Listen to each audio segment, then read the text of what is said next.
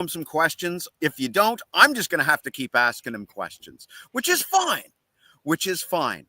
But you said you're taking a little bit of time for yourself. And obviously, spoiler alert, we did subtitle this episode Music and Mental Health. So that's what we're talking about. I'm in my happy place, and you're in a pretty happy place too. I mean, I think we can all agree that in 2025, it's very important to take care of yourself, and sometimes heading back to nature and unplugging, even though I'm not unplugged, is the way to do it. I prefer sort of a plugged in lifestyle where I can stream to my delight, but there is something to be said about, literally touching the grass. And I mean that literally, like physically touching the grass and just feeling the earth beneath you and realizing, hey, that's nature and that feels good. We do have a question, okay? Oh, not a question, but we do have a comment from Chris Preston. Jex, he went through a layoff a couple of years ago, and he had a tough go mentally. So it was rough. Thankfully, he came through it as well. Yeah. So we do have hopeful stories here. And we have Harrison Kopp coming all the way from Australia. Jex's hair is looking really aerodynamic there. Yes, it's the summer cut. Thank you for noticing, Harrison. Ash Geisler has a movie question. Hang on. Ash Geisler has a movie question for you. Have you seen Surviving Lunch? I have not. No, can't say I've heard of it. If it's recent, if it's a recent film, my knowledge of modern movies is very low. Okay, we have a question from Marty LeBlanc. Okay, let's hear it. What is your favorite Nazareth album? Oh, I really like what is it? No Means City. Means City with the beautiful. I mean, I associate it to the beautiful artwork by I'm forgetting his name right now. Rodney Matthews. Man, no notes and the guy's on fire here. But that song claimed to fame. Oh man, probably one of my favorite Nazareth albums, and what a deep cut it is. Nazareth songs, I should say. It's such a deep cut. Another question from Chris Preston. Any concerts on the horizon, Jex? Actually, I was kind of foreshadowed by Marty because he and I are going to see Nazareth in October. There you go. So Nazareth with Prism opening. Kind of an odd combination, but I'm kind of curious. Got excited to see both. We have Roger in the house. He just woke up just for this episode. I have a question for Jex as well. What was the last concert that you saw? Would have been Adrian Vandenberg. Right. Now, we use that in one of the teaser images, you holding up the two Vandenberg CDs. Yeah. Candies. And I understand. Now, of course, if you want the full story, you can go to Tim's Vinyl Confessions, also on YouTube. Yeah. But I understand there was actually a really cool story about that concert and Mr. Matthew Phillips. Yeah. Yeah. So this concert. Speaking of the devil. Hey, Tim. Morning, brother. Yeah, so we went there. It was March 1st. We drove up to Portland, Portland, Maine, if I can remember. Right. It's still early, folks. I haven't been home that long. So it was the three of us. It was Matt, Tim, and myself, and we made a day of it. We left early in the morning. We crossed the border, and we stopped at Bangor, checked out some record stores. We checked out some record stores in Portland, but the whole day, there was a decline in Mr. Phillips's health. He's starting a cold or starting a flu, but he was hanging on. And it's funny if you watch our video of that day, our video diary. Every time he's on camera, he's a little. He gets progressively more green as the day progresses. Exactly, a little worse for wear. And finally, when the time came and we're like, all right, let's go. He's like, guys, I don't think I could make it. So unfortunately, and he had booked the hotels. He booked the tickets. He did all the heavy lifting. So it was really heartbreaking for him not to be able to join us. And Tim and I, long story short, Tim and I made some connections at the venue, and we got to talking to the manager of the place, the Aura, which is a great venue in Portland. And we told him that we had another friend with us who could make it. Anyway, long story short, he arranged the band to sign a photograph and make it out to Matt, get well soon. So I was, at least he got something out of the trip. That's a brilliant story. And again, check out the full report on Tim's Vinyl Confessions, where you'll find tons of Jex Russell and lots of other stuff with maybe even me too. I don't know. Maybe I've been on that channel a couple of times. And he may have a book out as well. Night Ranger, Sing Me Away, the Night Ranger album review, which may or may not have some of these reprobates in it. Lots of people seeing Metallica here. That's really cool. You know what? I'm going to use that as a jumping off point, because this is something that came up yesterday. We did 15 years of Iron Maiden yesterday, and the guys were asked, Harrison, myself, the guys, we were asked, how many times have you seen Iron Maiden? So Harrison is 25 years old and lives in Australia, and he has seen Iron Maiden once. Nice. I am 52 years old, and I have seen Iron Maiden never. Now, why is that? Well, that's the thing. It's a mental health thing for me. Ever since I was a kid, I haven't enjoyed the crowd experience. I get panic attacks. This is something I don't talk about very often, because we're rockers here and we go to concerts where there are people in mosh pits, like we're seeing Metallica in November, there was mosh pits at the Metallica concerts that my buddies have seen.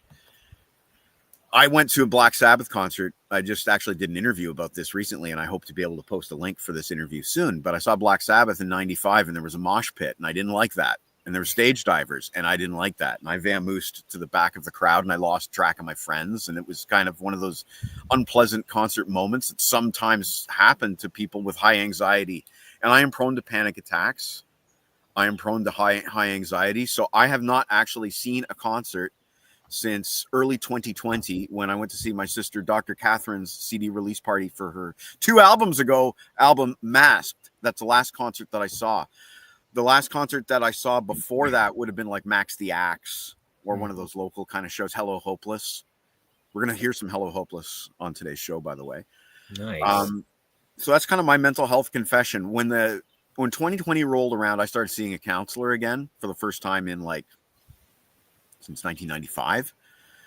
And one of the things I said to her was, I have a goal, and I want to start doing concerts again. And I wanted to dip my toes back into concerts. And then the pandemic hit and concerts shut down. But I took the step of buying tickets to see Coney Hatch. It was like $60 a ticket or something like that. I bought tickets. Sean Kelly said, I'll take you back and we'll meet the band. Bought tickets for me and Uncle Meat. And about 3 days before the concert, I said, I can't do it. I just had too much panic attack. It was, that's my confession. You need to listen to hear, right? You need to, at the end of the day, you need to look out for yourself. And yeah. Let's catch up with these comments here. Yeah. Harrison's next concert will be Sabaton in September. Confession, Harrison sent me 3 Sabaton CDs, and I still haven't even gotten around to listening to them yet. I've got so much music I'm not familiar with. Ash lives in South Australia, and he's seen Maiden 3 times. Oh wow! I've seen them. I've seen them 0, by the way, as well. I'm like you. Roger, who has a really nice avatar of a barbecue with a hamburger on it. He almost got hit by a garbage can in a mosh pit during Limp Bizkit. And Marty LeBlanc came close to seeing Maiden in '99 on the Ed Hunter tour, but it was the same day. Marty, priorities, bud. You screwed that. That one's on you. That one's on you, Marty. Come on. You blew it, bud. You blew it. Well, at least he got to see Maiden eventually, I believe, right, Marty? You got to see them eventually. Follow-up question with that, Marty. But yeah, last night we did that live episode, Real Live one and Real Dead one, and live at Donington, and I've never seen Maiden, and I want to. Next week, we're doing this on Friday night's episode, Raising Hell. That's our homework next week. But that's my confession. Concerts. I don't enjoy going unless I'm like feeling really comfortable. And that's that. That's my confession. I've never seen Maiden. So secret's out, folks. The guy that's in charge of 50 years of Iron Maiden has never seen him live. Well, that's fine. Like I said, neither have I. But it's a bucket list for me. If there's a band I'd like to see, it would be Maiden. And the clock is ticking. They're not getting any younger, so I hope I get to do it soon. The closest they come to me usually is like Quebec City, which is about maybe an 8-hour drive. So one of these days I'll just have to. That's like almost exactly in the middle between you and I would be Quebec City. Yeah. Because you are on the East Coast and I am in the Southern Ontario. Mm. Let's continue on. We'll stay on the Maiden thing for a moment here. But I recently recorded this episode with Harrison and Jake, not from State Farm. And it's hard to see with the reflection in the trees. There we go. That's the X Factor album. And there are at least like 3 or 4 tracks on here about the subject of mental health. So we start Man on the Edge. You've seen the movie Falling Down starring Michael Douglas. Love that movie. Well, that song is about that movie. A briefcase, a lunch, and a man on the edge. Each day gets closer to losing his head. I never made the connection. There's a line in there. Once he built missiles for nation's defense, now he can't even give birthday presents. And we talk about these lyrics in the episode that will be airing in a few weeks. I got a little tidbit for you. Not really no valuable information, but I think it's cool. The French title for that movie is L'Enragé, which translates to the enraged. I don't know. Now you know. Really?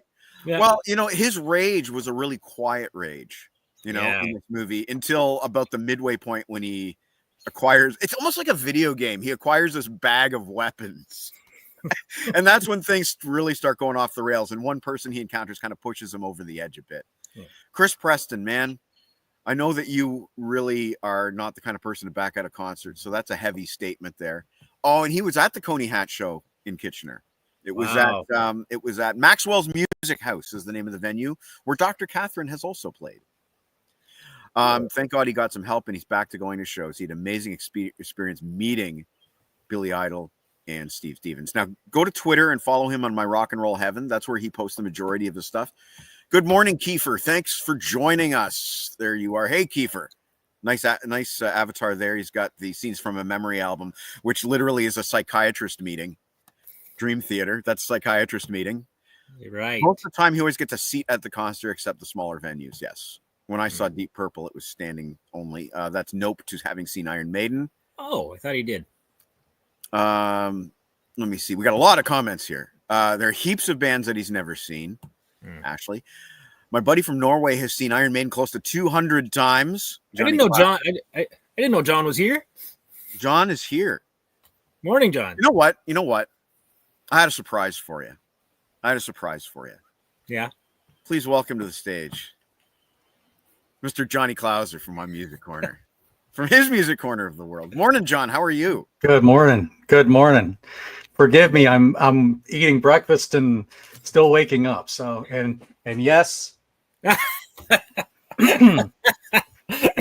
Look for that again on Monday the 14th. Tune into Netflix to watch Raw is War. So there you go for all the wrestling fans out there. Nice. Tim Gerling points out that he wrote a book about Y&T and has never seen them live in concert. Now that's probably because Y&T just don't play Canada. Yeah. Ralph, you're the handsome bastard. Ash, did I do any stage diving at Catherine's show? No, but I that would be pretty intense. Fun fact, I perform a track on Masked. I do the vocal on a track called Evil Kirk, where I don't do a William Shatner impression, but I do my reading of some of Captain Kirk's best lines from all the different versions of Star Trek. The night that I was supposed to perform, which was it's not on Masked. It's on another album. It's on Open. Apologies. The night that we were supposed to perform the CD release party, pneumonia, strep throat. I just sat. We played the album track, and I just stood there in my Captain Kirk jersey, just kind of like reacting to the lyrics. And it was heartbreaking that I couldn't perform the song live. And if I had, maybe I would have done a stage dive just for you, Ash. And Ash bids you welcome, John. He saw Maiden with Blaze. With Dio opening. Wow. My buddy from Norway that saw him almost 200 times. I think he only saw him with Blaze like maybe once or twice or something like that. He didn't see him. That was one area he didn't get to see much, but he had a lot of life stuff going on at that time. So I think he had newly twin girls, I think. So that kind of tied his time up a little bit. Yeah, maybe just a little bit. Well, John, again, thanks for joining us this morning. Yeah, man. Really appreciate it. That was a surprise. But as soon as Jex said I didn't know John was here, I had to bring you on. A pleasant surprise. Yeah, man. Yeah, man. As you know, the subject is music, mental health, and Ask Jex Anything. We have another question for Jex, but by all means, just we're freewheeling it this morning. What is the first concert ever? That's a great question, Marty LeBlanc. And I'm proud to say that my very first concert was 1983 when I saw Johnny and June Carter Cash. And my dad got Johnny's autograph. Jex, what was your first concert ever? Well, I think technically speaking, because it was arranged with the school. I was in 7th grade, and they all brought us over because there was a big concert that night. So they brought us over to the Civic Center, and there's a French Canadian band called Les Colocs, which I guess translates to the roommates. They're big at the time, and the singer has since passed away. He passed away not long after this concert. Took his own life, I think. But it was really catchy, and at 12 years old, it felt cool, like being in this big Civic Center watching a band play. And I remember at one point the singer, he stopped at the audience because there was some the high school, the middle school, they brought a bunch of us there, and the singer stopped in between songs and said, "Guys, remember, wear a condom." and the teachers, they didn't care too much for that. They're like, "Oh, this is a disgrace."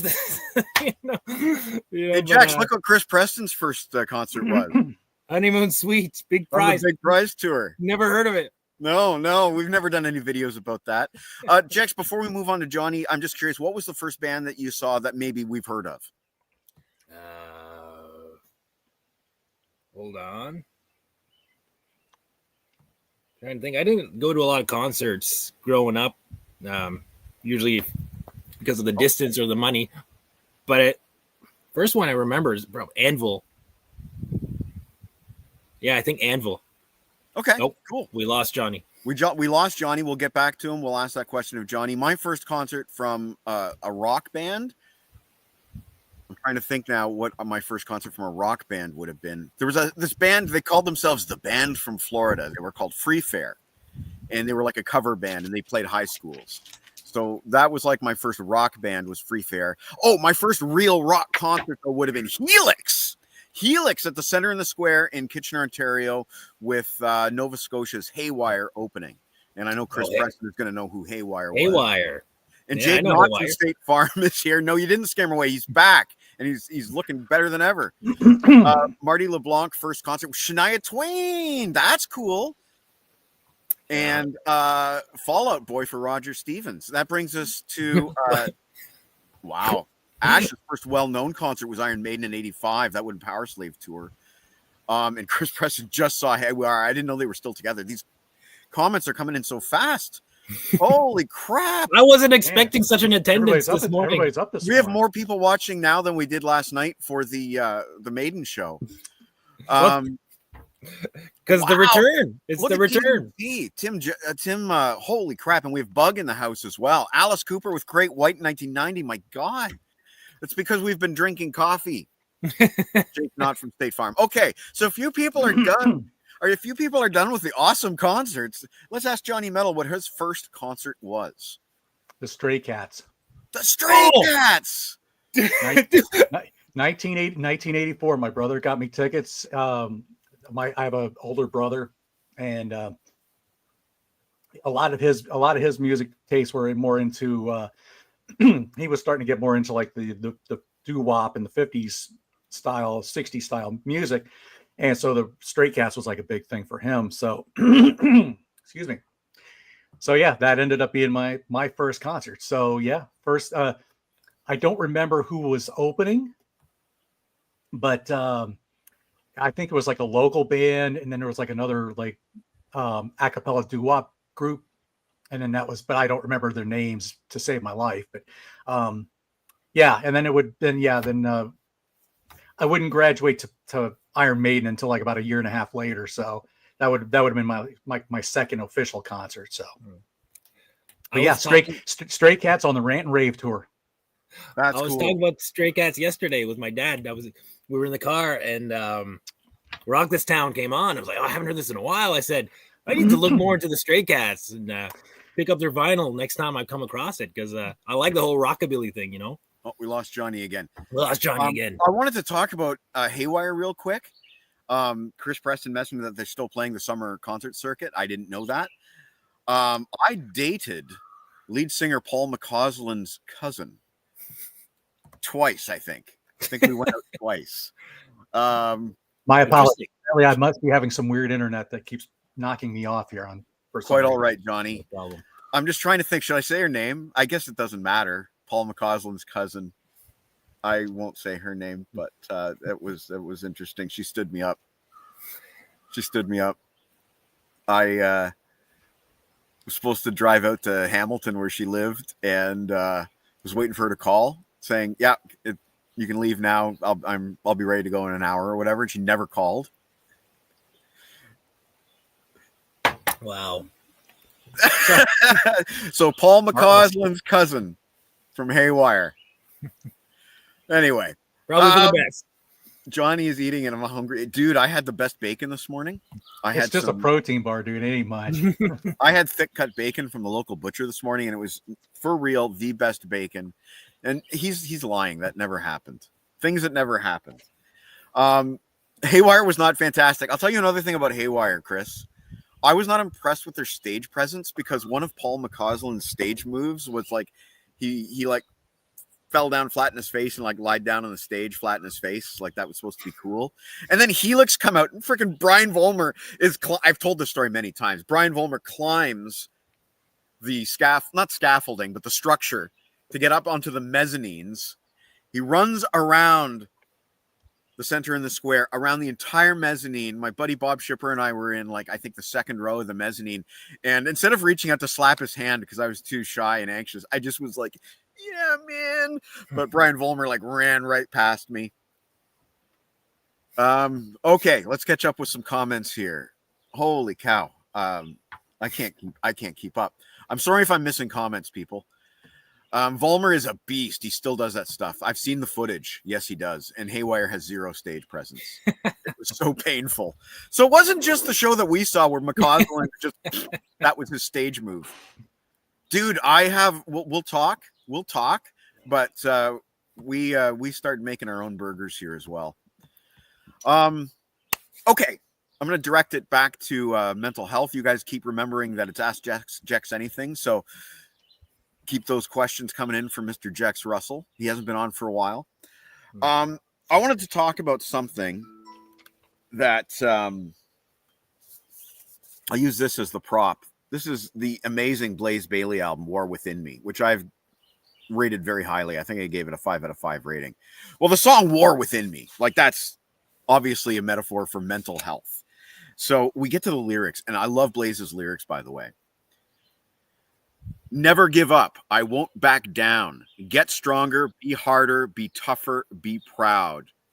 War with myself, crush doubt and fear, and answer the question, who am I? War within me, every day I fight. There is a war within me, every day I fight this war. And then there's this freaking awesome guitar riff. Yeah, but you know, that's pretty obvious. That's pretty obvious what that's about. And I was about to talk about this one when Johnny came aboard, but there's at least like 4 songs on here about mental health. We've talked about Man on the Edge, Falling Down. There's a song called Look for the Truth, which is really a powerful song. But my favorite line in that song, it's my final stand. I am falling down to meet with them. He's talking about the demons in his head, the fear within us all. But my favorite line of that song is, I make a fist and then I scream attack. Because it is a fight, you know, it is a war within me. But it's cool that these bands are talking about these subjects. Yeah. These are not bands that we associate with talking about these subjects. We associate Iron Maiden with talking about, you know, the Battle of Britain, the Charge of the Light Brigade. But they have some heavy songs on here.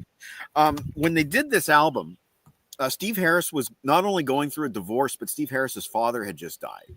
So he's dealing with a lot of loss. And there's a song on here, Judgment of Heaven. It's another one that's really about mental health. I thought of suicide 100 times or more. That's a line in the song, but that's the easy way. But that's the selfish way. The hardest part is to get on with your life. This is a brilliant album. There's another song that I really relate to, 2 a.m. because it kind of deals with insomnia, which is part of what I deal with. Jex and I were talking. We both got about 6 hours of sleep last night. I'm obviously caffeinated at this point, but the song 2 a.m., it's about, and I don't want to spoil it because Jake Harrison and I really dive deep on this album when we do this, but there's a lot of songs about us on this album, not Napoleon or Alexander the Great or any of these characters. There's songs about us. And 2 a.m. is about a guy who comes home, sits in his living room, turns on the TV, grabs a beer, and doesn't know why he's alive, It's like these are heavy topics, and it's cool to see these bands addressing them. It's funny you say the war within me, and it does feel like that sometimes, right? Like it's a war, and a lot of us, we try to ignore it. Like that's what I do. Like I know I'm going through all this stuff, and I'm like, no, it's fine. It's like the best example I can say is, that picture that comes up all the time, that meme. It's like a little dog, a little animated dog with his coffee, flames everywhere. It's like, yes. Everything's fine. Everything's fine. That was me. Me. I have all this stuff going on. Like I'm working nonstop. Again, love my job, love what I do, but it's still it's draining. It's mentally draining. And then I go home and I'm not the best husband or father that I can be. And because I'm so tired, I don't have a chance to recharge my battery. That's what was going on with me. And I ignored it for too long. I'm like, it's fine. It's going to be okay. Yeah. And then the dark thoughts started coming in. And that's when I decided to seek help. And everything is not fine. You can tell yourself everything is fine, but there comes a time when you have to tell yourself, no, it's not. And that's okay. It's okay not being fine as long as you get the necessary help. I'm the kind of person that kind of has to hit rock bottom before I do something about it. I'll give you an example. You remember a couple of years ago, I had a dental surgery that could have been solved years beforehand, but I let it get to that point, that's on me.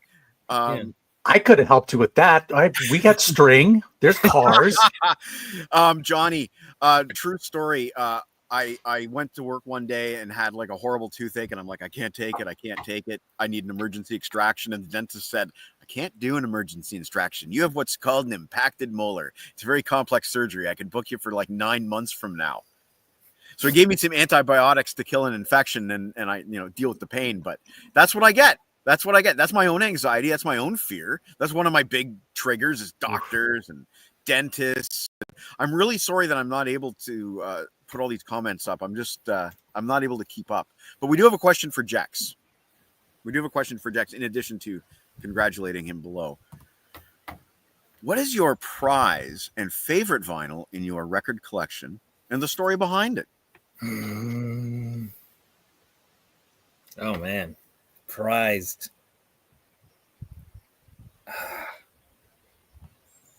I don't know. I wish I could say something unusual or extremely rare. I don't have anything really.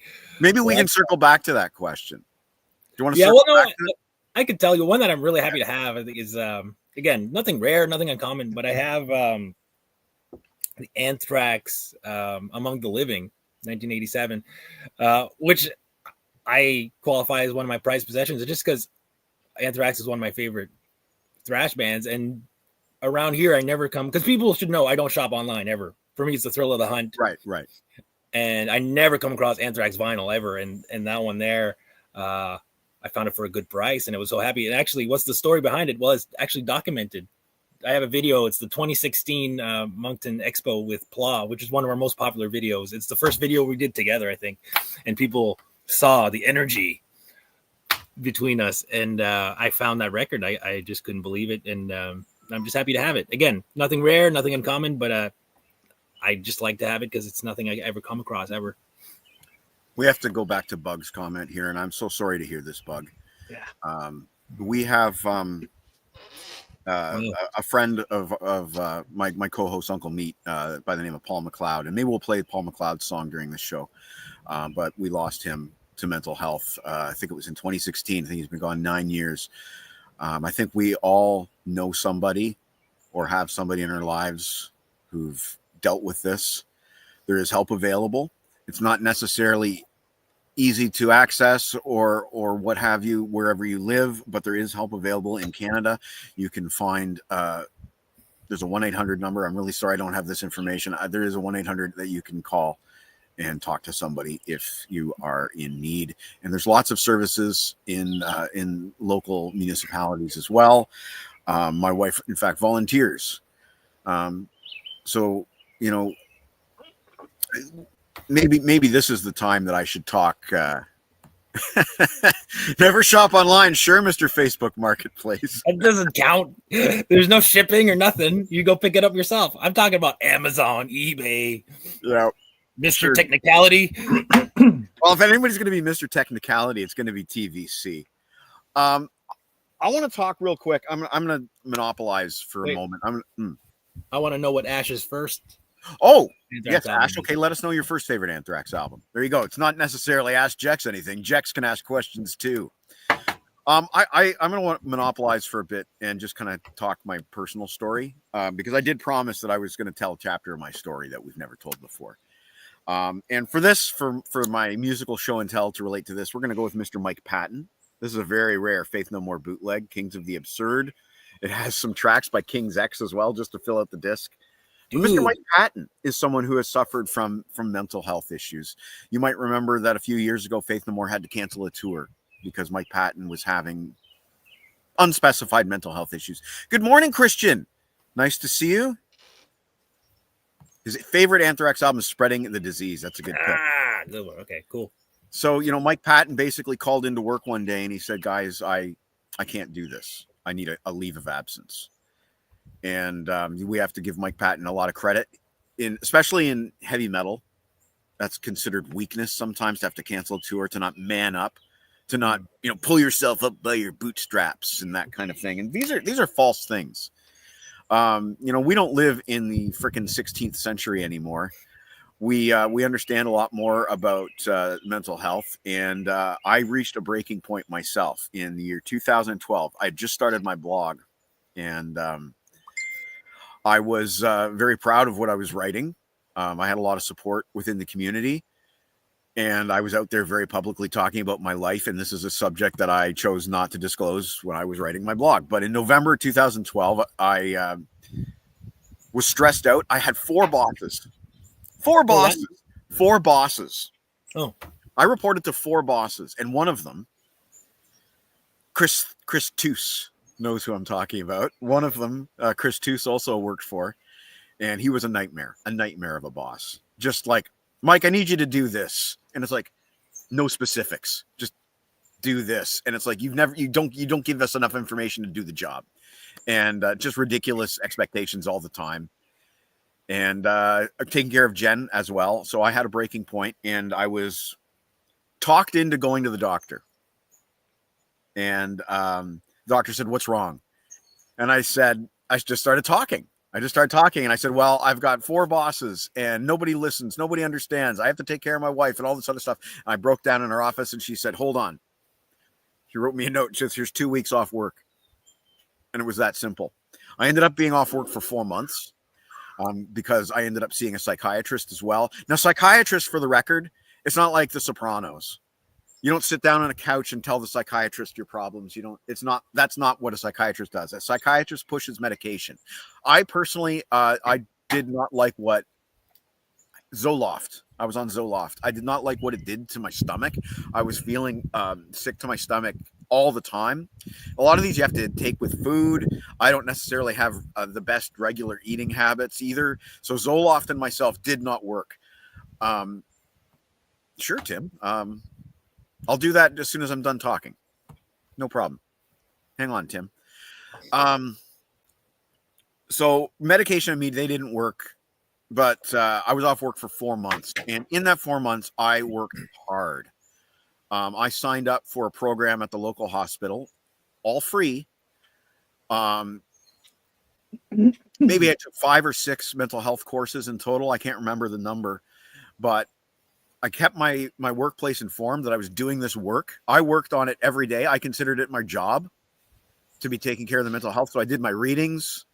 I bought books. I took journals. And I continued my hobby of writing because the nurses at the hospital said, don't worry about that. They said, if somebody from your work sees that you're, writing music reviews, that's your hobby and that's part of your mental health care. That's part of your maintenance.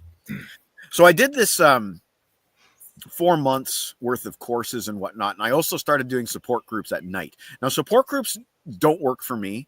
I did it for a while because I wanted to put in the maximum amount of work that I could. But I found that the problem with support groups is you have a lot of people that are talking about their problems. And I'm a very empathetic person and I could not absorb all of that. And I would leave exhausted and feeling worse than I was before. So support groups, they don't do it for me. I took a course called CBT. Now, those in the BDSM community might have a different meaning of those words, but it means cognitive behavior therapy. And no, I won't tell you. Cognitive behavior therapy was 2 months in itself, and it was very in-depth. It was, Jen's taken it like 3 times, but it gave me the tools that I need in 2025 that I haven't had a leave of absence since. Peter Kerr is in the house this morning. Good morning. Let's get caught up with these comments.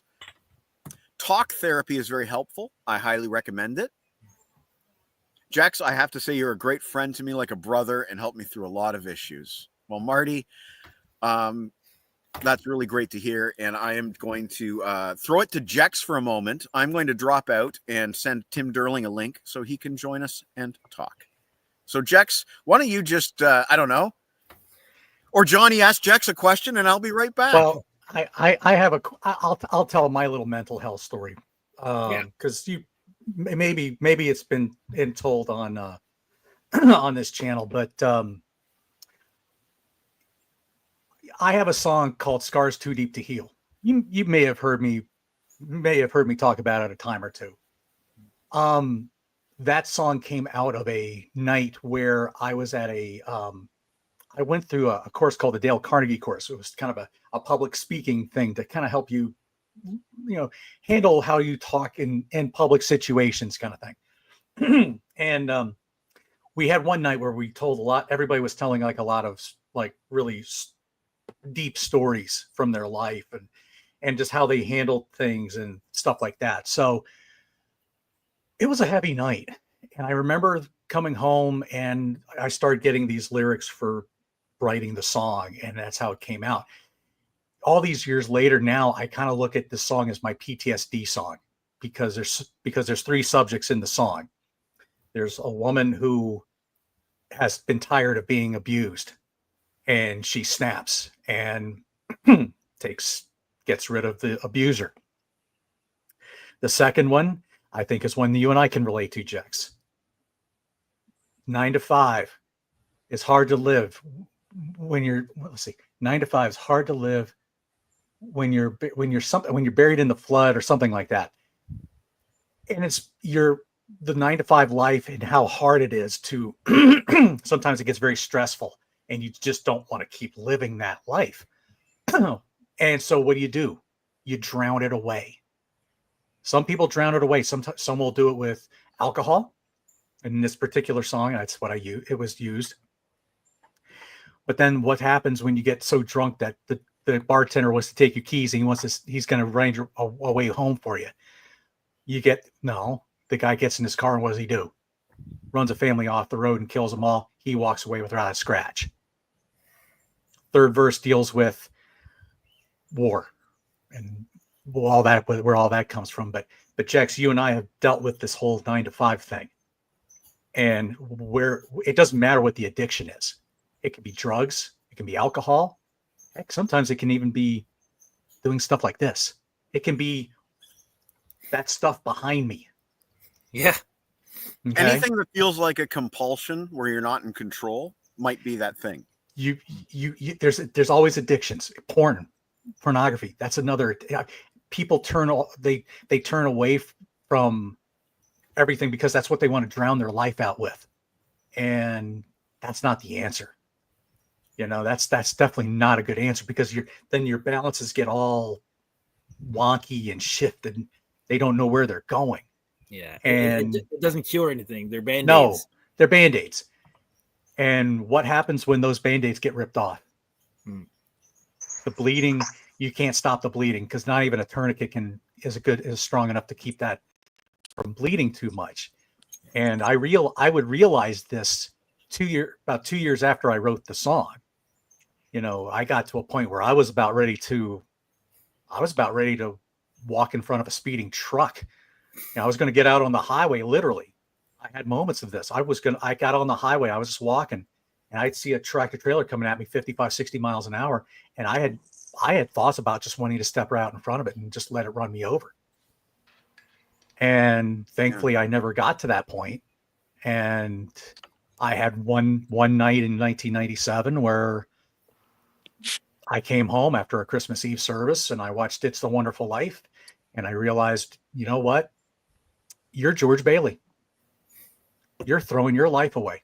You are seeing what your life is looking like without you in it.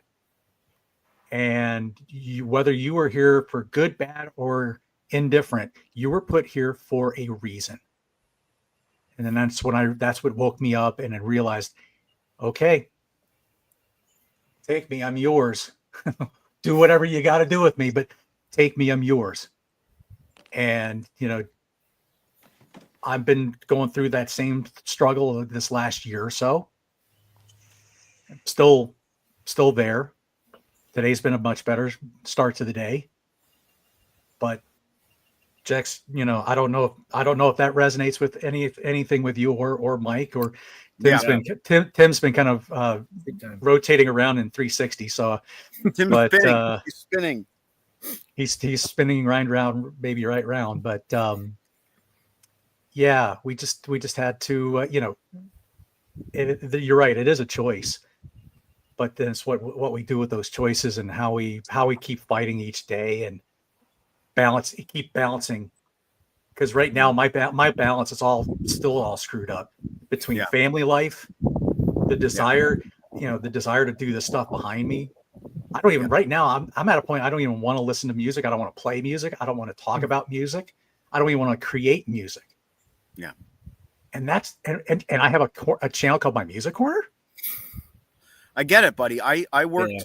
I've talked many times about the mental abuse that happened when I worked at my former job at the record store, and also being forced to listen to music that I don't like all day. I lost my love of music, and it wasn't until I quit that job in 2006 and started listening to my music again, my music, that my love of music started coming back. And I've burned out on music before too. I think anybody with mental health issues can understand that there's a certain amount of obsessive compulsive disorder in all of us, whether it comes to our collecting. You wouldn't know that Tim Derling has any quirks about collecting. You'd never think that in a million years. No. For me, I have a perfectionist streak. So, if I don't do a show every Friday at 7:00 p.m. without missing a single week, I did that for 2 years and I burned out and I didn't want to listen to music. You guys remember, I've burned out so many times doing this because I feel like this compulsion, like I must do this because I have to prove something to somebody. Who am I proving something to? It doesn't matter.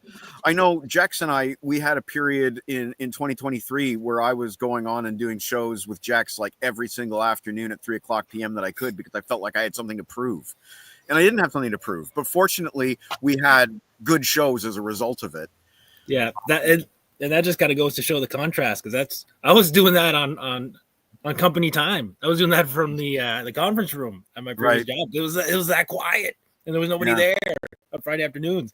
And then I switched, and again, this job is nonstop. Again, love what I do, but I think that it hit me like a freight train. I was like, whoa! I went from super lax to nonstop. So it's a good thing to have this kind of community to do this kind of stuff, but it's also another if you're doing it for the right reasons. And the thing my wife and I talked about this morning. The one thing that I think we've talked about the most is it's great to be on all these different channels, but you tell me who you've gotten to be the real friends with, not just another person on the screen. Okay. who has been wanting to take that next step and go deeper than just saying, hey, I need you, can you fill in for and do the show? Sure, it's great, but then there's what else is there? And there's not many people I can say that with. No offense to all of y'all that I've done shows with. There's a few. I just want to say hi to Tim real quick. Yes. Before we do have another question. Now that he's right side up. Yes, Tim. Thank you for joining us this morning. We were talking about you earlier in the show and your new book, Night Ranger, Sing Me Away, the Night Ranger album review. He's doing that thing where he's. I'm just kidding. Yeah. See, he can't fool us anymore because he upgraded all of his stuff at home, so we know he's not frozen. We know he's not muted. Well, no, the internet could go at any time. But first of all, hi guys. I really felt. I said, I should be part of this, but I was not spinning for comedic effect. I was trying to get it so that I was in landscape and not portrait, but it's not. It's not working for me. So I wasn't trying to distract from anything. This is all, really, really important stuff we're talking about here. And there's a clip that I've seen recently. It pops up a lot on Instagram. I'm out on my porch. I've got my porch torn apart, by the way, in case you're wondering. I keep walking around.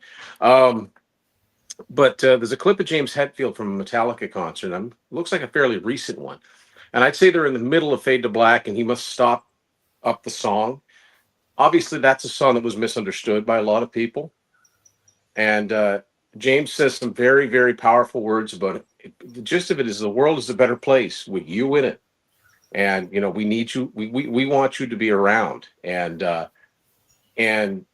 he has been very public about mental health issues. And I'm sorry, but who's more metal than James Hetfield? Let's be real. I want to talk about this for a second here because this relates. Saint Anger, we've all seen the movie, some kind of monster. Yeah. James Hetfield took a mental health leave from that band. I mean, he was obviously dealing with alcohol too, but it was a mental health leave, and he was only allowed to work it was like 4 hours a day. Yeah.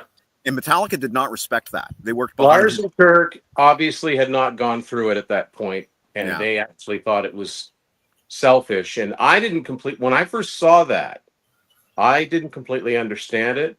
Now I get it. Yeah. You have to prioritize.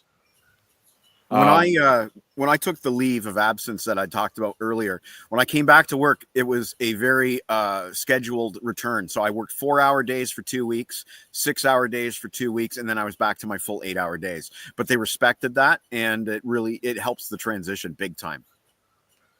And I know what it's like to not want to listen to music, and it's awful because it's so much a part of, I think, who we are. It informs our. I'm not into sports. I'm not into motorcycling. Whatever music. That's my hobby. In all of its infinite forms, whether it be writing or collecting or listening or talking about. It's. I enjoy it. I just enjoy it. But when you get to a point where life sucks all the good stuff out of you, and it's just another distraction. It's only happened once in my life, but everything around me was falling apart. But I do remember listening. I remember the first time I felt like listening to music again. I had just gotten. I got Kiss, Monster, and Aerosmith Music from Another Dimension. Now, I'm not going to talk about how good or bad those particular albums are, but I remember starting to listen and go, I missed this. But it wasn't time. For me, and I've never talked about this on one of my shows, but for me, I hit a point, I guess it's been almost 7 years now, where my anxiety got to the point where I finally needed to talk to the doctor about it. I was just one of those people that thought, I'm not going to go on medication, because I was always afraid of getting hooked on, whatever, or I know there's people in my life that have gotten on the wrong medication. Yeah. And I've seen what that can do. So that's scary. But I'd have anxiety attacks, and it would feel like the world was closing in. It's hard to describe. Like there were problems that haven't gone away, but Right. We just deal with them better. I can handle them better. But it's like when something happens, it's the worst thing possible at that moment. And I could remember, I'll give you an example: driving in bad weather. Sorry, I just need to interrupt real quick because I underestimated how much battery power I would need. So I'm going to drop out, get an extension cord, and I'll be right back. Okay. Driving in bad weather, that was a big trigger for me. I've always been timid about that, but it would be the absolute. I mean, you talk about white knuckles and hanging on to the handle, and after everything settled down, I'd be exhausted. And you're like, what did that accomplish? But you can't control if you're doing it. Oh, why don't you just calm down? Oh, why didn't I think of that? Not that anybody ever said that to me. Right. There was a time I would have thought that. Get a grip. Get a hold of yourself. Okay. You know what I would want to do when people would tell me that when I was still working? Yeah. They said if they told me to step back and take a deep breath, I usually want to just reach out and smack them. Yeah. because the problem is everything is still here. Mm-hmm. I'm still in the midst of it. I could take the deep breath, but it's still gonna be right there. Exactly. So, sorry, Tim. I didn't mean to interrupt. No, you're right. Or it's like somebody telling you to cheer up. Oh, okay. Click. Yeah. Oh, it doesn't work that easy. Dude, this is amazing. Yeah. So I went to my doctor, and fortunately the medication was, obviously it worked, because boy, I remember this distinctly. I had a work assignment to do, and it required me driving a fair distance. And as I was doing, it was a remote, what we call a remote. You do an appearance somewhere. And I'm in the middle of like a 3-hour remote. And it's probably an hour to get to the radio station to pick up the cruiser from home. So it was like an hour to drive to the station, drop off the cruiser, get my car, probably another half an hour to drive home. So I'm halfway through this remote. I can't leave, and I see it start to snow. Heavy. And I just kind of go, how about that? And I just took my time coming back. And, when I got home, my wife was like, I'm glad you're home. Like, are you okay? And I'm like, you know what? It was all right. It was all right. So that's when I knew it was working. That's when I knew it was starting to kick in. And I mean, I have moments. I think it's never going to be perfect, and you can't beat yourself up for having a relapse of letting something get to you that badly. But breaking down the stigma of talking about it is so important, because if somebody breaks their leg, there's no stigma. Oh yeah, I was riding my bike, and I whatever, and I wiped out and I broke my leg. Now I'm in a cast. Everybody understands that, but there's something about it when you can't see it. Right. And all the jokes about, oh yeah, well, he's, I don't even want to say it, but we used to joke about it, the loony bin, you know what I mean? Like something like that, right?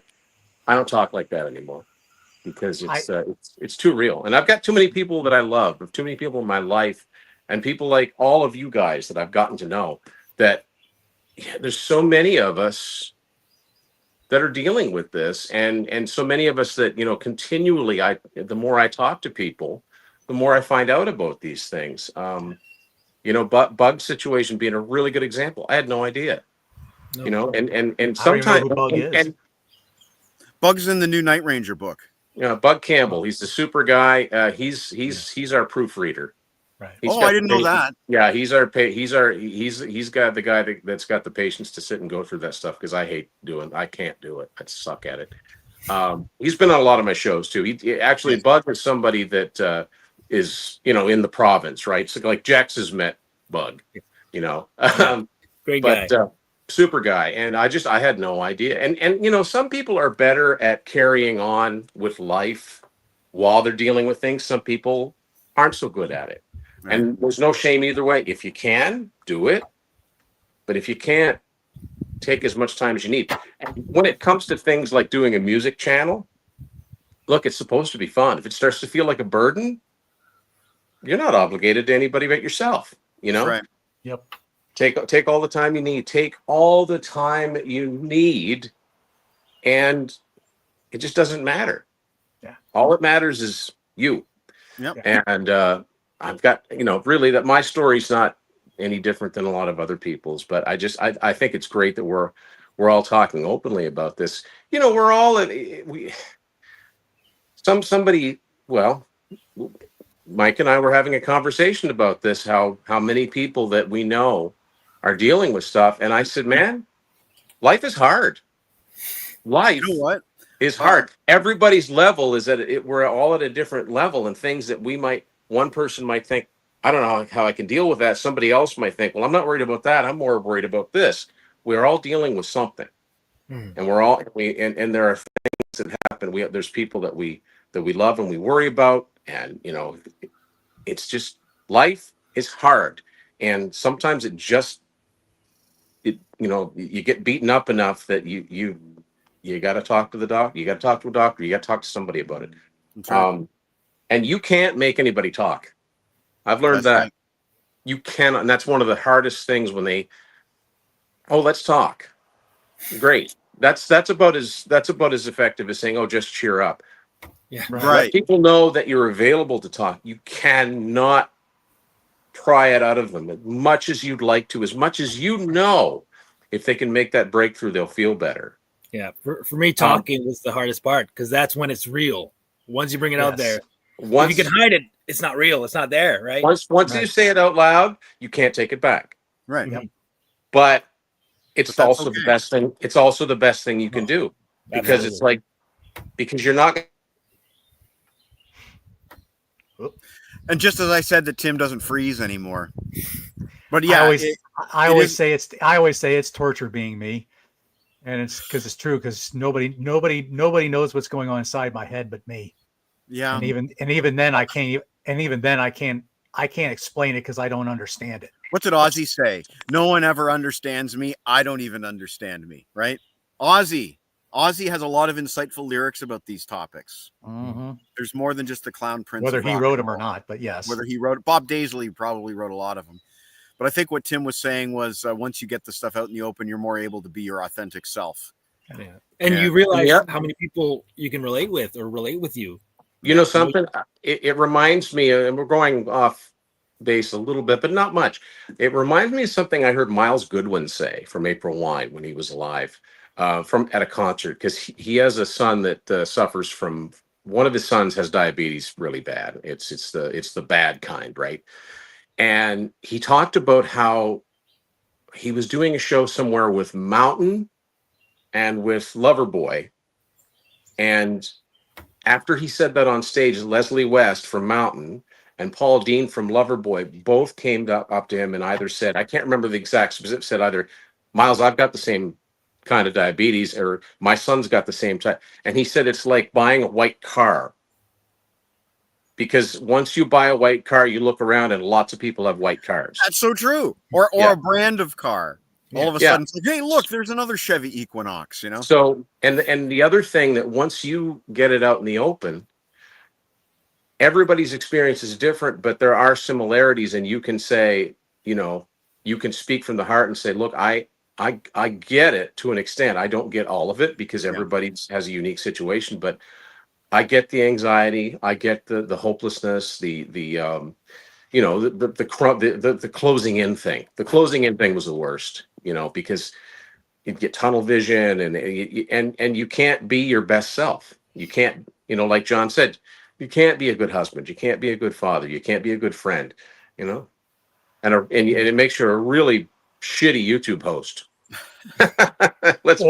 Or the other direction, you wind up being too good of a friend, or you're being a crappy employee, or you're being or not a good husband, but you're doing one too much of the other. You're not balancing enough. Yeah. So much of the stuff comes down to balance. So much of it really does. And Jack, it's Jack's like the saying goes, you could sleep through a business meeting about like production or different or business something, and you suddenly just wake up and it's like, well, if we could just find the right balance, that's it. Right. Yeah. That's it. Yeah, that'll get you out of any situation. What do you think? If you haven't been paying attention, it's all about finding balance. Exactly. Oh, genius. And not the Van Halen album, but yes. No, we got a ton of comments here that have rolled in, and there's a question from Jake that I wanted to take like 20 minutes ago. Hopefully Jake's still watching. I think he's asleep now. Jex, if you could have any singer sing to you at a wedding, birthday, greeting, in the next life path, heaven, on the toilet, what singer would you want it to be? And any of us can answer, but I don't even know if I want. I'm going to say Rob Halford. That would be perfect. Is he saying like past or present, like dead or living? Like, is that what he's implying? His question implies to me that there are no rules. Okay. Oh, dude.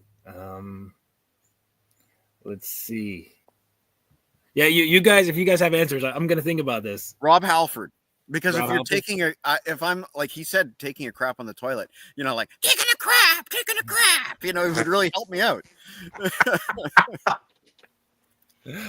Off the top of my head, I have a good one. I'll let Jex answer though.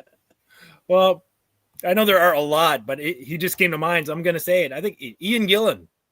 He's got some pipes, and that's a good one. Yep, he could really encourage you. That would cheer me up.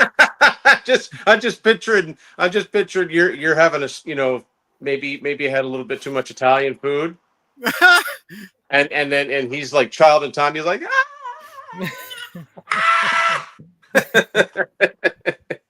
I'm having a hard time here with these comments. There's just so many damn comments. Thank you for tuning in.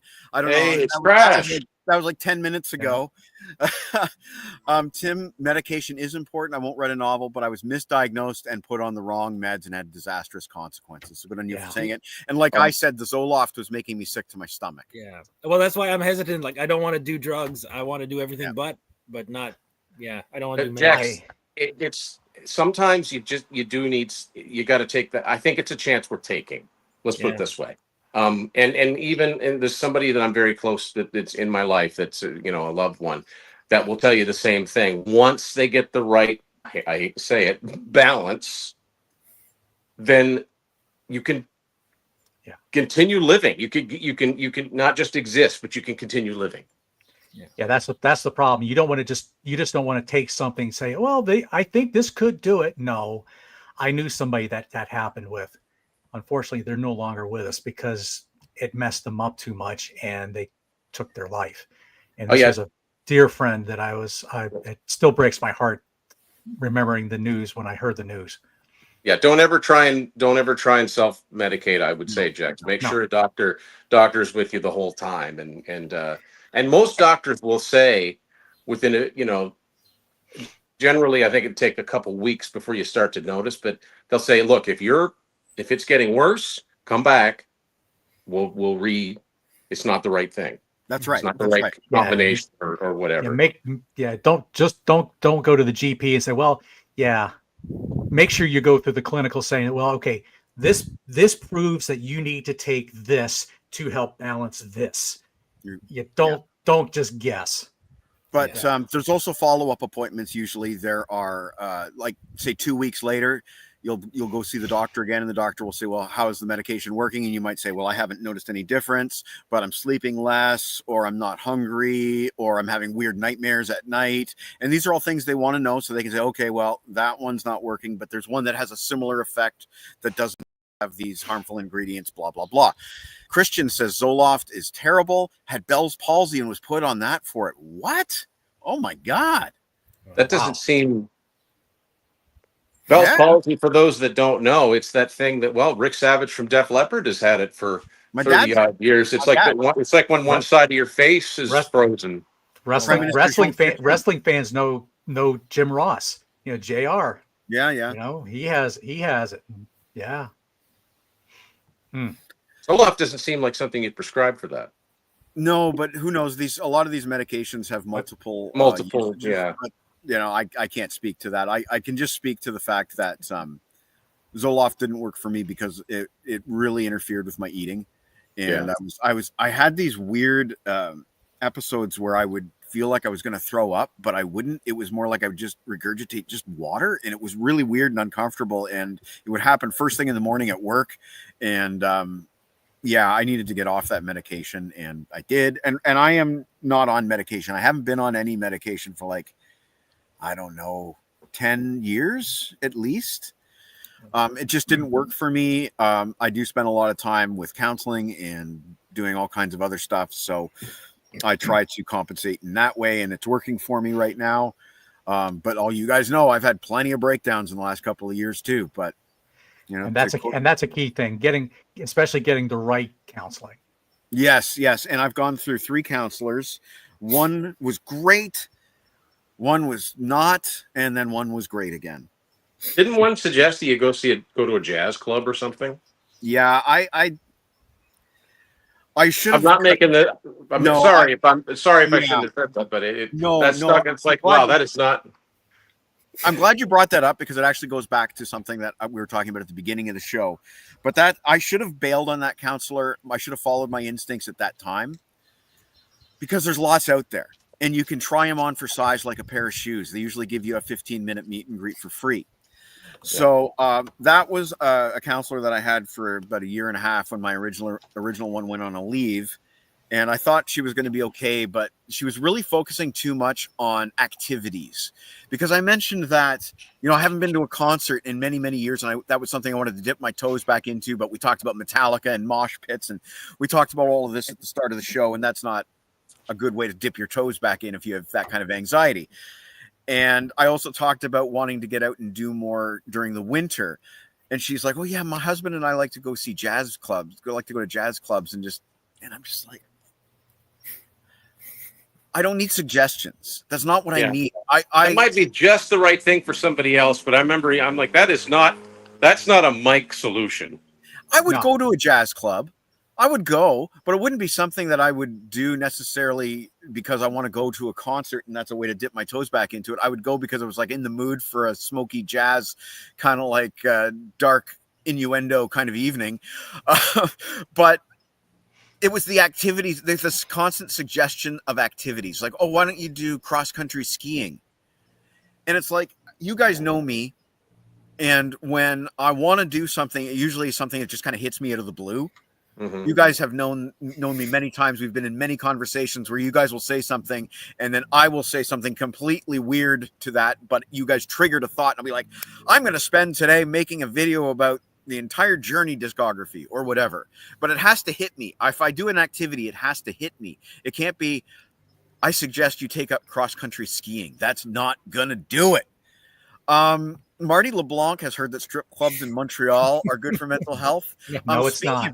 There's a band called Sword where they talk about what's that line? 1986 in Montreal. They talk about the scene in Montreal in that song. Raising Hell, I think, is the name of that song. I know Martin's saying it as a kind of a tongue-in-cheek joke, but take it from a porn addict. No, it's not. There you go. Heavy thoughts right there. And like I said earlier, we're all addicted to something. Whether it's doing this, I think a friend of ours, I think Grant Arthur might have an addiction to doing this. Whether we want to admit it or not. There's a difference between what we're doing right now and what Grant does. Right. Grant is a machine, and all due respect to Grant Arthur. I like to joke because he's like got a show twice a day, every day. I don't know how I couldn't keep up that pace. Right. I'd burn out. I'd have burned out a long time ago. I know. Especially when we have ones like the last episode of the Contrarians last week, where our StreamYard was not cooperating. He was dropping out every minute or two. I'm not even kidding. It was bad. Right.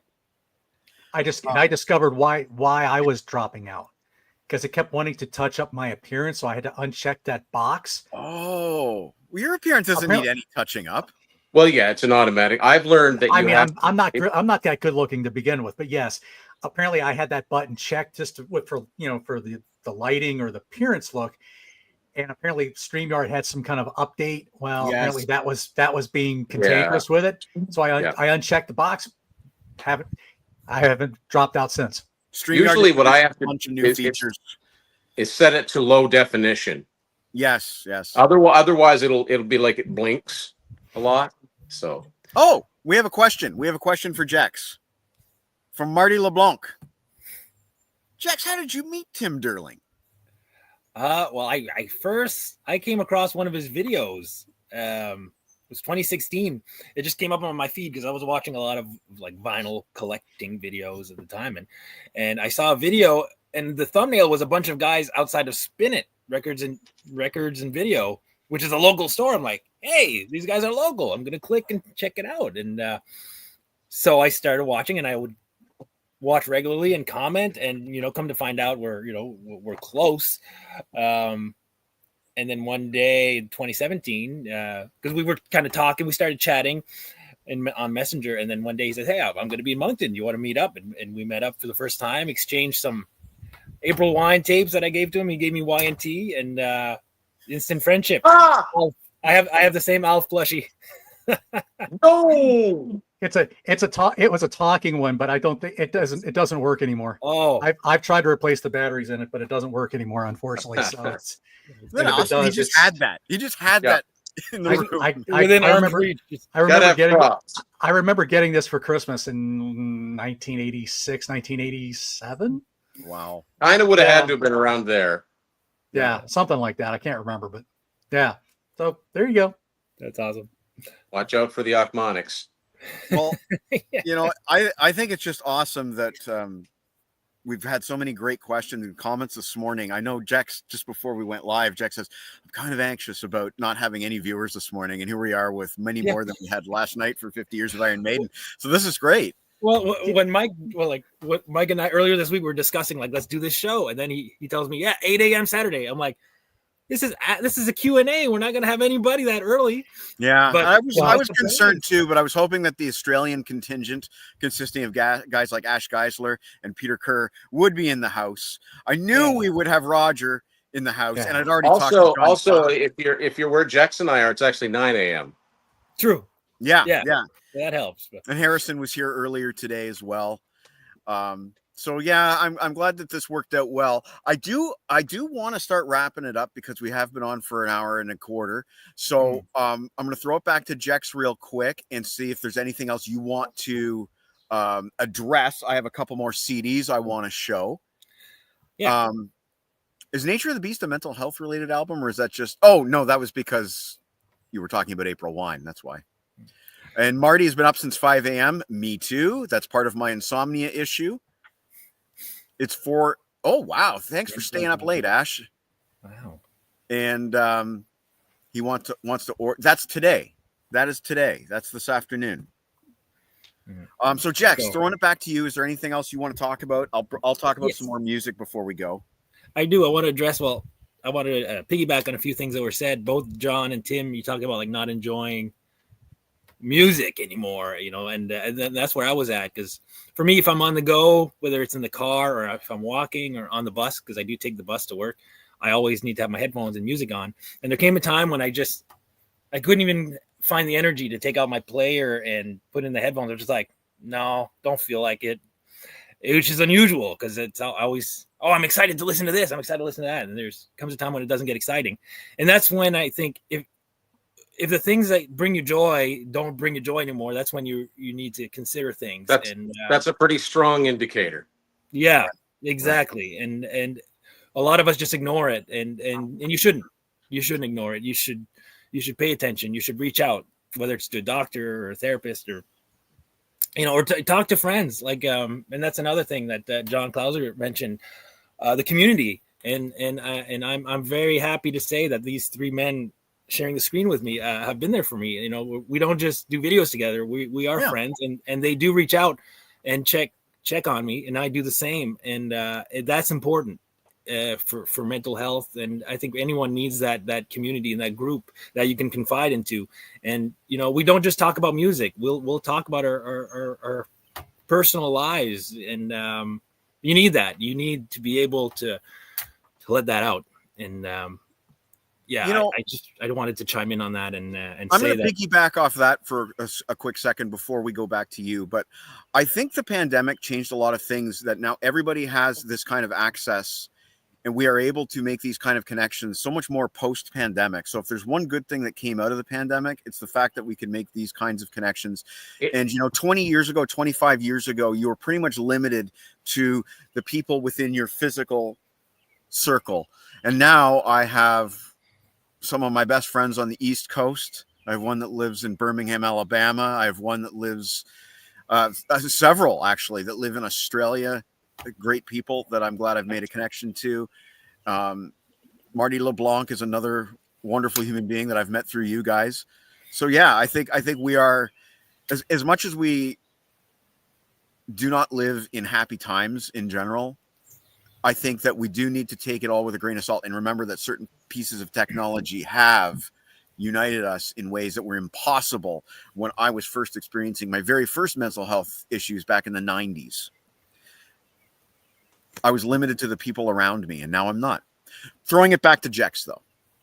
Yeah, well, I think that was basically it. Just community is important, and since Marty is there, Marty, I got to give him some props too. He's been there for me. For those who don't know, he just lives down the street.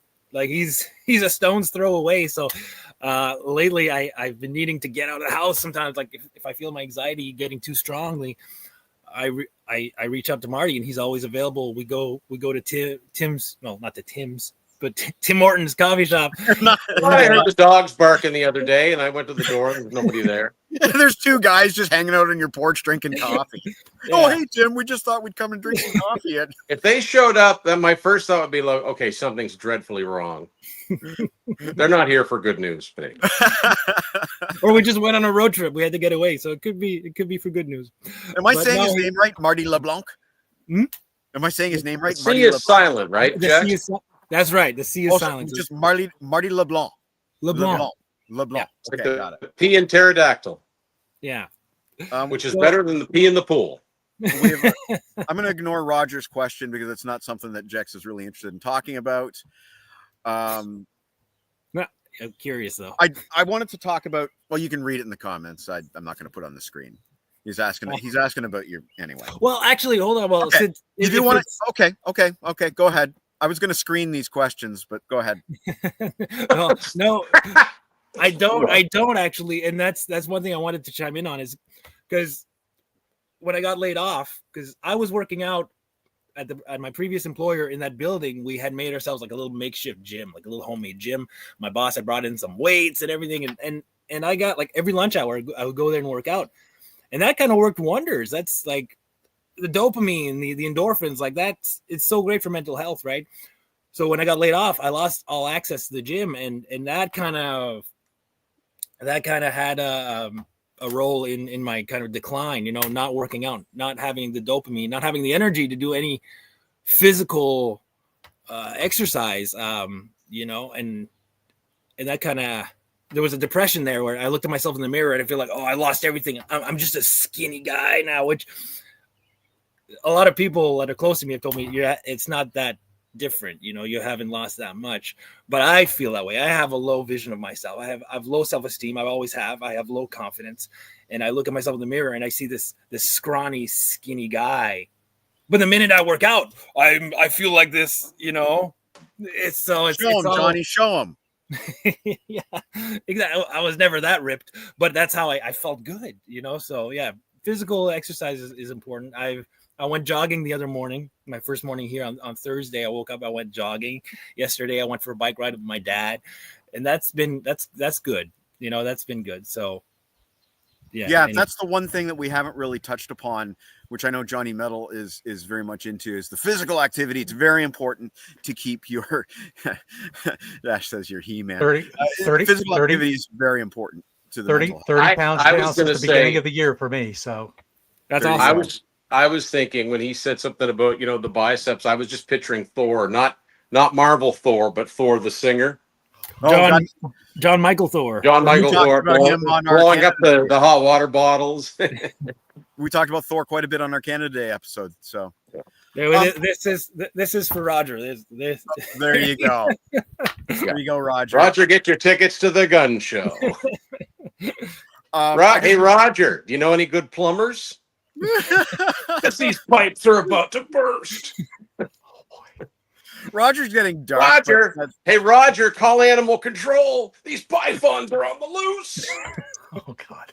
Thor, Hey, Thunder. Roger, you got a Band-Aid? Because I'm cut. I'm done. I'm done. I'm sorry. I want to talk about. Listen, I will say this: you got to have a sense of humor. Yes, absolutely. It's very important.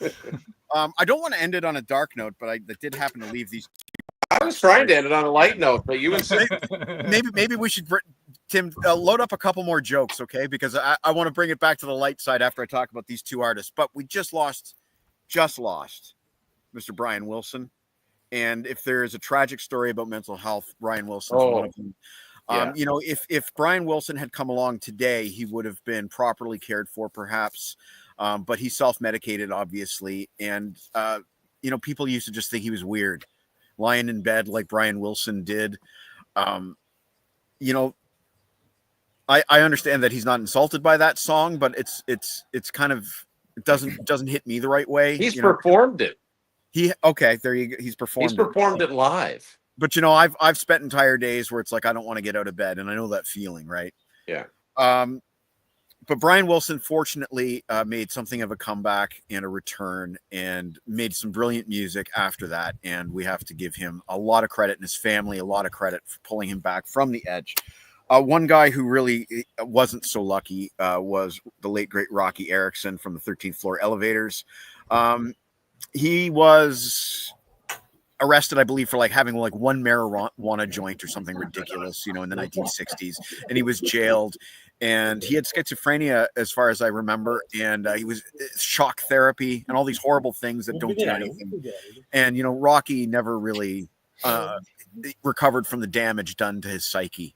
Hi, guys. Hey, look at that. He's the best boy in the whole world. Wow. Jex. Well, Jex, this must be not embarrassing at all for you. It's nice to meet you, folks. Nice to meet you. But we do not live in these times anymore, and sometimes the music is given a deadly, interesting, fascinating, innovative edge because these people they don't necessarily think along the same tracks that you and I do when we're thinking straight. Yeah. So, you know, there's beauty in the art. There's help available. You do not have to end up like a hopeless Rocky Erickson. You do not have to end up like Brian Wilson or worse. You know, like I said, we're going to play a Paul McLeod track tonight and this morning. Wow. There's a tragic, if you want to look up a tragic story, guys, look up Jim Gordon. Now, that's not a name Absolutely. So John knows. So Jim Gordon was a studio drummer. Am I saying that right? He'd be a studio drummer, right? Played with a ton of people. Yeah. I recognize the name because he played with, he played with Alice. He's got a couple of Alice Cooper albums, but he's probably Derek and the Dominoes. My understanding is correct. He wrote the piano part in Layla, like the second half. Yep. His story is so tragic. Awful. and it you know, and breaks my heart every time I read about it. Yeah, his story, and I would say Marvin Gaye. Yes, that's a very tragic story because my understanding from is that he, you know, his mental illness was to a point where he couldn't do it himself, so he kind of provoked his father to do it. So it was just awful, right? Yeah, boy, that really ended on a positive note, didn't we, there, Mike? Well, let's end it on a happier note then. For one thing, all of us are still breathing. We're still rocking. We're still rolling. We are here to share our. Everybody now has a point to make. Alf is here. Tim's here. We're all here. We are here to offer our experiences and share our stories and tell you that there is a light at the end of the tunnel. There is a sunrise tomorrow, and it's worth seeing. And the music will, even if you don't feel it right now, the music will come back to you because it's in our blood. And sometimes, just like anything, they say too much of anything can be a bad thing. It's true. It's true. So sometimes you need to unplug. Literally, as Jex and I said at the beginning of the show, sometimes you just need to touch the grass where you're sitting. Just literally touch the grass with your hands, feel the blades in your fingers, and feel that nature and make that connection. And it actually does make a difference. Oh, well, my first night here, I went for a long walk on the beach, like a long walk. I just kept walking, and I took off my shoes, feeling the sand on my feet, hearing the waves. It seems like little things, but those little things, they work and they make a difference. Yep, they do. All right, guys. I've got a great quote, Mike. I got a great quote I'd like to share, and it's not a well-known song. And I hope I've got this right, but it's a Rush song from the Counterparts album called Everyday Glory. Yes. And I think it goes, though we live in trying times, we're the ones that have to try. That's true. That's true. And like I said, dig through some of these Blaze Bayley era Maiden albums. There are some brilliant lyrics here, some written by Blaze, some written by Steve, but there's a lot of deep stuff on these albums. Virtual 11 as well. There's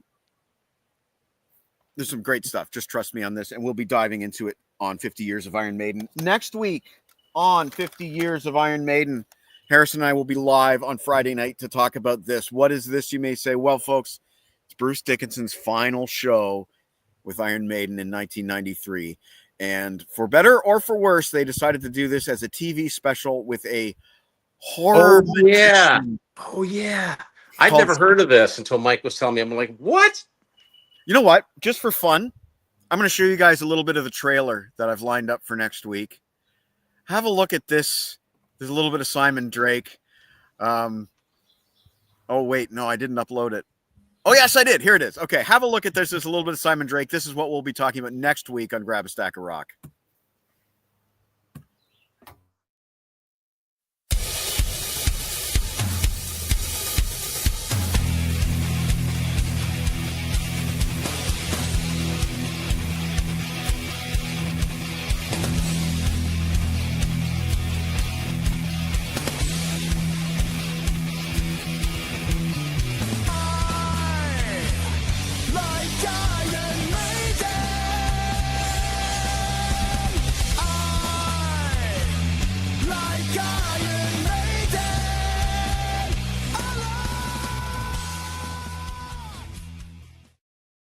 The Guns will be coming out next week. I do not look forward to rewatching Raising Hell with Simon Drake, but I will, because that's how dedicated we are.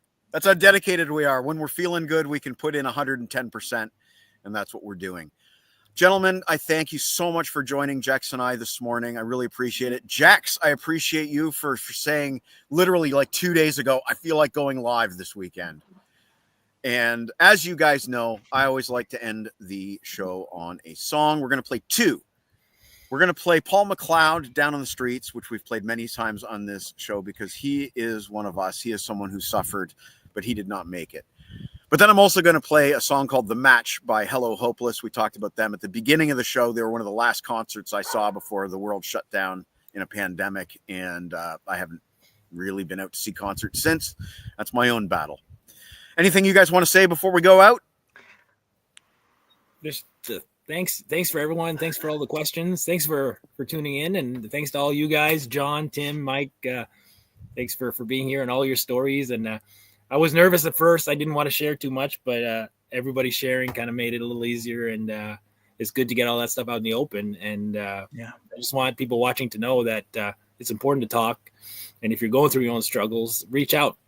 Reach out to a friend, doctor, a therapist. Reach out.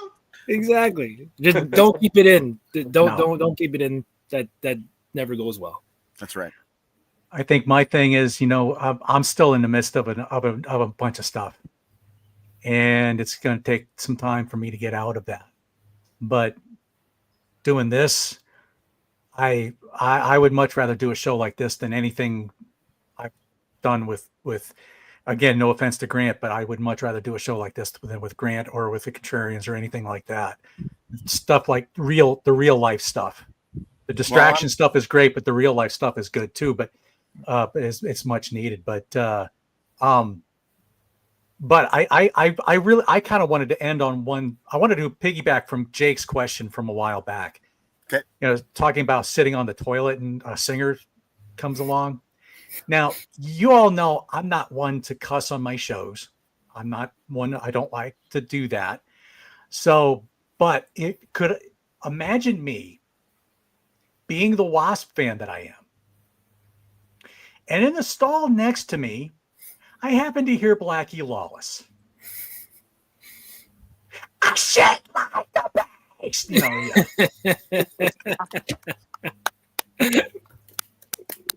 How's that for a happy note to end on? Johnny, the fact that you swore on my show is like probably the kindest, sweetest, most flattering thing that you've ever done. Tim Derling, you can get his new book, Sing Me Away, the Night Ranger album review. You can get it right now on your Amazon. Tim, any last words before we go out? Chrysanthemum's a fun word, so let's go with that. Rhododendron. Rhododendron? Oh, why not? Onomatopoeia. All right. There you go. Bye, guys. Take care, everybody. Have a great weekend. This is Paul McLeod with Down on the Streets, and then followed by Hello Hopeless, the match. Take care, everyone. Really appreciate you, and we'll see you next week on 50 Years of Iron Maiden and Grab a Stack of Rock. Bye.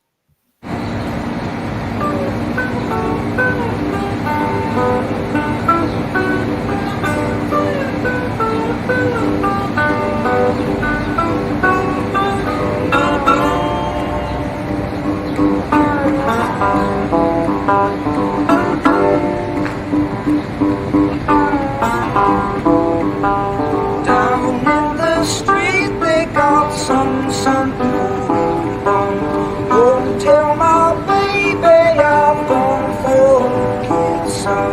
Baby, she's been gone, and I can't do but wrong to my baby.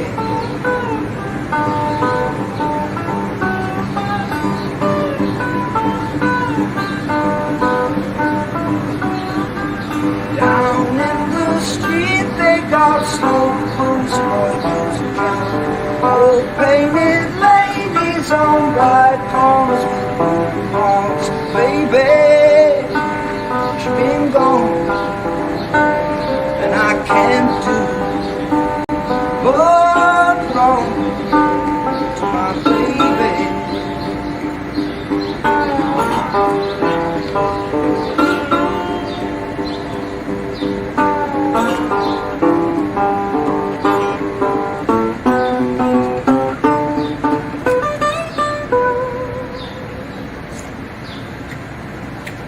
Don't cry for me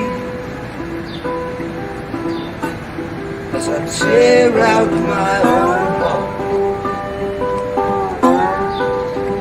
This misery is mine, it's all I got. So let me be. They all know what I speak. Down in the street they got something for everyone. Don't tell my baby I've gone for a kid, son. Baby, she's been gone, and I can't do but wrong to my baby.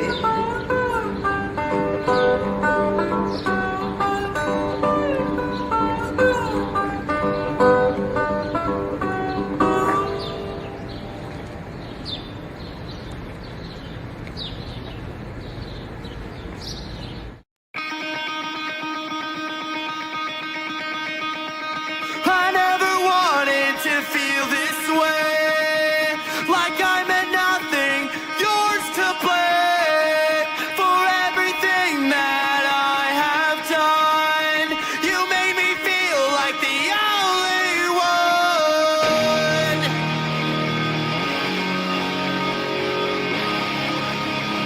You can't put this all on me.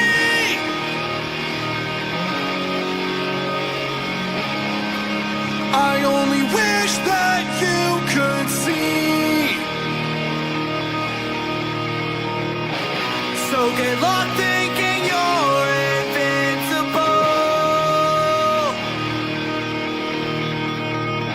Hope it all burns down and leaves nothing left.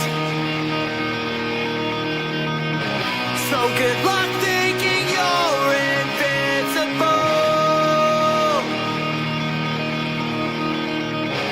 I'll be waiting here for you to show yourself when you find out it's me who lit the match.